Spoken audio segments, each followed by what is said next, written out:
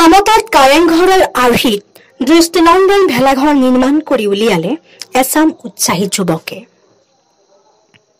ভেলাঘৰৰ সন্মুখতে জীয়াৰী বোৱাৰীসকলে সমূহীয়াকৈ বনালে লাৰু আৰু পিঠা। দেশত কৰোনাৰ সংহাৰৰ পিছত ক্ৰমশ এক সুস্থ পৰিৱেশে বিৰাজ কৰাত অসমীয়াৰ আদৰৰ ভোগালী বিহুক আদৰাৰ বাবে ৰাজ্যৰ অন্যান্য প্ৰান্তৰ দৰে পশ্চিম নলবাৰীতো চলিছে ব্যাপক প্ৰস্তুতি। কৃষিভিত্তিক উৎসৱ ভোগালী বিহু উদযাপনৰ বাবে এই কেইদিন জীয়াৰী বোৱাৰীসকলে পিঠা পনা লাৰু সান্দহ আদি তৈয়াৰ কৰাত ব্যস্ত হৈ পৰাৰ লগতে যুৱকসকলে ভেলাঘৰ আৰু মেজি সজা কামত ব্যস্ত হৈ পৰিছে। সময়ৰ পৰিৱৰ্তনৰ লগে লগে ভেলাঘৰ আৰু মেজি সজাৰ ক্ষেত্ৰত ভালেমান নতুনত্ব দেখিবলৈ পোৱা গৈছে।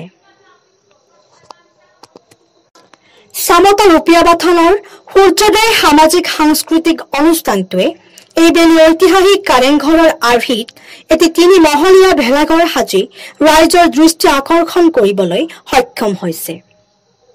উদ্যোক্তাসকলে জনোৱা মতে 117টা বাঁহ 4 বিঘা কৃষিভূমিৰ নৰা আৰু 12 কিলোগ্ৰাম গুণা ব্যৱহাৰ কৰি 12 গৰাকী যুৱকে 20 দিন পৰিশ্ৰম কৰি দৃষ্টিনন্দন 3 মহলীয়া ভেলাঘৰটো সাজি উলিয়াইছে।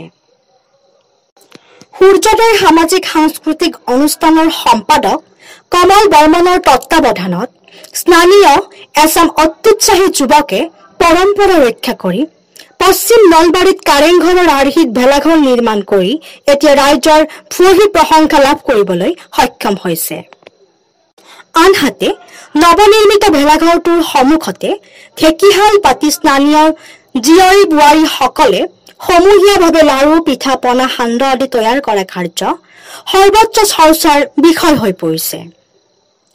চামতাৰ উপৰিও পশ্চিম নলবাৰীৰ কুলবিল বেলহৰ ককয়া জাগাৰা বনগাঁও বনদ্দি পকুৱা পানীগাঁও মুলাৰকুছি কৈঠালকুছি জোৱাৰদি হাঁহপুৰ শোলমাৰা দাহুদি আদি অঞ্চলতো কেইবাটাও সুদৃশ্য ভেলাঘৰ আৰু মেজি সাজি হেঁপাহৰ ভোগালীক আদৰাৰ প্ৰস্তুতি সম্পূৰ্ণ কৰি তুলিছে।